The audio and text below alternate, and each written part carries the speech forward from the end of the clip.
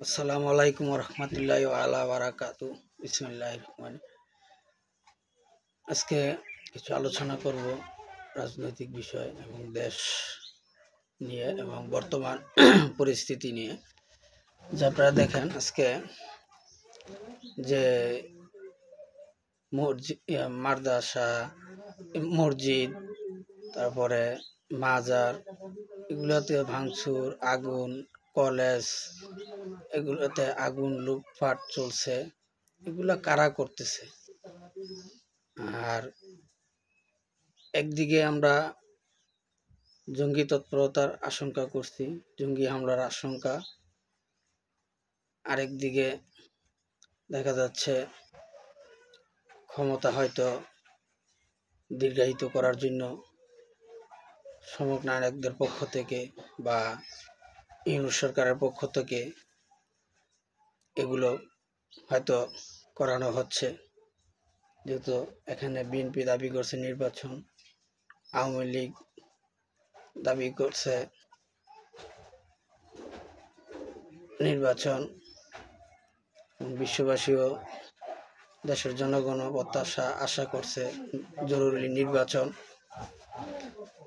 এগুলো আসলে সমাধান একটাই, এখন নির্বাচন ছাড়া কোনো সমাধান নাই বোঝা যাচ্ছে। একদিকে নিত্যপণ্যের দাম অগ্রগতি দিন দিন বাড়ছে, কমার কোনো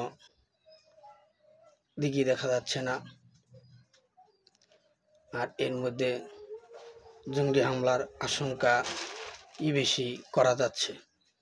আসলে এটা একটা জঙ্গিরাই হামলা কইরা দেশটাকে তালেবান পাকিস্তানের মতো অস্থিতিশীল করতে চাইতেছে এবং এই অবৈধ ইউনূস সরকার দীর্ঘমেয়াদী থাকার পরিকল্পনা চলছে।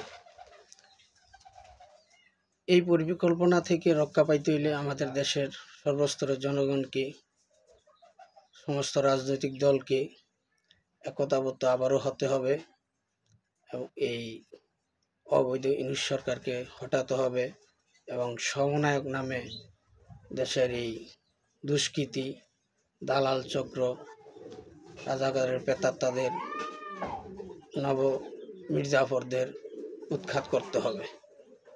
তাহলে এই দেশের শান্তি ফিরে আসবে।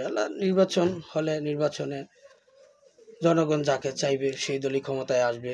যদি আওয়ামী লীগ সরকারকে চায়, শেখ হাসিনাকে চায়, তাহলে আওয়ামী লীগ আসবে, শেখ হাসিনা আসবে ক্ষমতায়। আর যদি বিএনপিকে চায়, বিএনপি আসবে ক্ষমতায়। এই আপনার জামাতকে চাইলে জামাত আসবে ক্ষমতায়, অসুবিধা নাই। জনগণ যাদেরকে ভালো লাগবে জনগণ তাদেরকেই ভোট দিবে আর তারাই সরকার গঠন করবে। তখন দেখা যাচ্ছে হয়তো আশা করা যাবে একটা যে এগুলো নিয়ন্ত্রণ করা। নাহলে এইভাবে তো নিয়ন্ত্রণ করা সম্ভব না। এখানে দিন দিন বিভিন্ন কলেজগুলোতে এই কলেজ ছাত্ররা মারা যাচ্ছে, সহিংসতা হচ্ছে। এখন তো আওয়ামী লীগ নাই, তাহলে এগুলো কারা করছে? তাহলে এগুলো জঙ্গি হামলা চলছে, জঙ্গি তৎপরতার হামলা চলছে। ছাত্রদের কান্দে ভর কইরা এগুলা চালাচ্ছে। যেমন জুলাই আগস্টের আন্দোলনে ছাত্রদের কান্দে ভর কইরা বিএনপি, জামাত, অন্যান্য রাজনৈতিক দলগুলো সরকার পতনের জন্য আন্দোলন চালিয়ে গেছে এবং অস্থিতিশীল ঘটনাও ঘটাইছে তাদেরকে। ঠিক এখনো এই সাধারণ ছাত্রগুলোর কাদের উপর ভর কইরা এই সমন্বয়করা জঙ্গিদের, তালেবানদের, জঙ্গি হিজবুত তারই এই যে অবৈধ ইউনূস সরকারের মধুতে তারা এই অস্থিতিশীল সৃষ্টি করে রাখছে, যাতে তারা ক্ষমতা দীর্ঘায়িত করতে পারে, দেশ ত্যাগ করার রাস্তা তৈরি করতে পারে। এক এক করে তাদের এই পায় তারা এখন চলছে। তাই এই দেশদ্রোহীদেরকে, দেশবিরোধী চক্রান্তকারীদেরকে, নব মির্জাফর দালালদেরকে এই বাংলার মাটিতেই বিচার করতে হবে, আর বিচারও হবে ইনশাল্লাহ আল্লাহর রহমতে। তো এগুলো আপনারা সবাই বিবেচনা করবেন দেশের স্বার্থে, জনগণের স্বার্থে। কারণ আমাদের জনগণেরই এই দায়ভার বহন করতে হবে। আর না হয়তো এই লুটেরা, এই পাকিস্তানি এজেন্টরা আবারও এই ৭১ সালের মতো লুটপাট দরপাকড় করে খাওয়ার চেষ্টা করবে। এদের হাত থেকে বাঁচতে হলে আমাদেরকে একতাবদ্ধভাবে থাকতে হবে, কাজ করতে হবে, মাঠে নামতে হবে।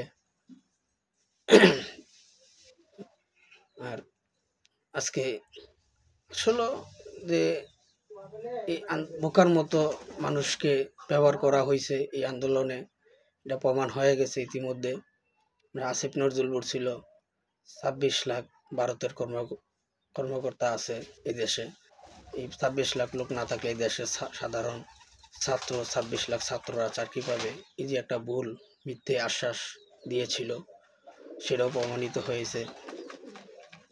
এবং পিছন থেকে যে দেশের দুষ্কৃতীরা মাস্টার মাইন্ড মাহফুজ আবদুল্লাহ ও বলে, এই হাসনাত, সার্জিস, এরা নাইম,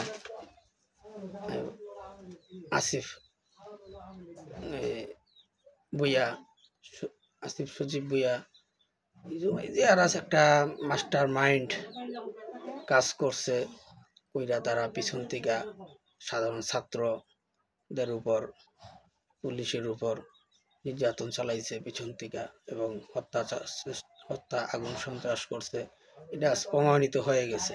কয়েকজন তাদের সমন্বয়করা স্বীকারোক্ত দিয়েছে, অনেকেই স্বীকারোক্ত দিয়েছে তারা কিভাবে আগুন জ্বালাইছে, কিভাবে গুলি করছে, কিভাবে হত্যা করছে। আজকে সাধারণ ছাত্র জনতার সঠিক বিচার নাই, পুলিশ হত্যার বিচার নাই। আজ পর্যন্ত সরকারের পক্ষ থেকে পুলিশ হত্যার কোনো মামলাই করে উঠানো হয় নাই, কোনো মামলাও করা হয় নাই। কতজন পুলিশ হয়েছে সঠিক সেই লিস্টটাই করা হয় নাই। তাহলে পুলিশ কি দেশের জনগণ না? তারা কি দেশের মানুষ না? তারাও এদেশের মানুষ, এদেশের জনগণ, এদেশের সেবক।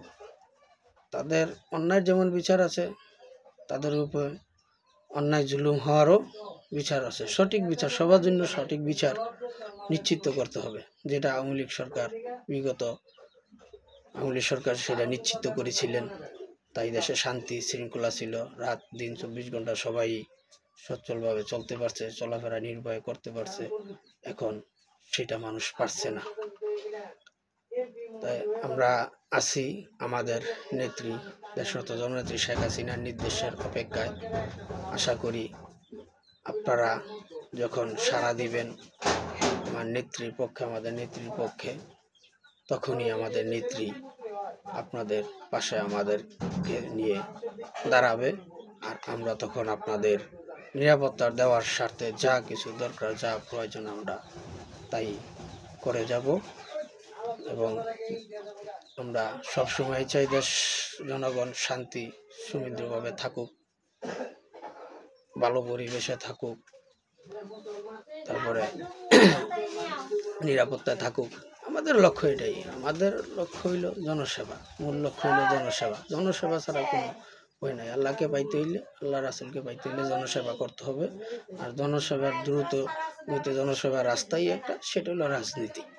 আর সেই রাজনীতি নামের রাস্তাটাকেই আমরা জনসেবার লক্ষ্য হিসাবে বেছে নিয়েছি। সেজন্য আমরা স্বাধীনতাকামী বাংলাদেশ আওয়ামী লীগের পক্ষে এদেশে রাজনীতি করি এবং জনগণের কল্যাণের জন্য কাজ করে থাকি।